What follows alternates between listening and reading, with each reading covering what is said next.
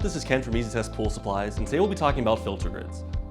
One of the most common questions I get is, why is my pool cloudy? Why am I seeing DE coming back into the pool, and why is my pool not clear? Well, the culprit is usually a ripped or torn DE filter grid. So in front of me here is a DE4820 Pro Grid filter from Hayward. We would first be able to take a look and notice if there's any sort of rips or tears on the filters, and then we'd be able to identify what parts we're going to need, and that's what we'll be talking about today. To my left here, you're going to see replacement full-size grids and replacement partial grids for a DE filter. There are traditionally 8 filters inside of the DE cluster, 7 full-size grids and 1 partial grid. But how would I identify which one do I need? Well, the easiest way is to see what model number you have, this one being a 4820, and just have that number, so a 24-inch filter. If you can't seem to find that, you can always bust out the handy measuring tape and then identify the size of the filter itself.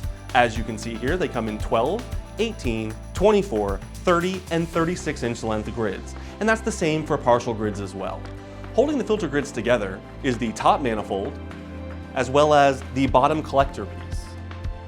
And if you notice, the grids are arranged in a very specific pattern, with that small partial grid I was talking about fitting in right here to allow space for the pipe to fit over the grid system here. So for this filter, we can clearly see that we'll require a 24-inch filter grid. Shown here is a full-size filter grid, and on the right side here is the partial one. So as individual grids can be replaced on their own, most customers do opt to purchase the entire cluster. You are able to order this completely assembled in the 12, 18, 24, 30, and 36-inch sizes. For more information on how to reassemble the grids, or if you have questions on ordering, contact us at easytestpools.com. Thanks for watching.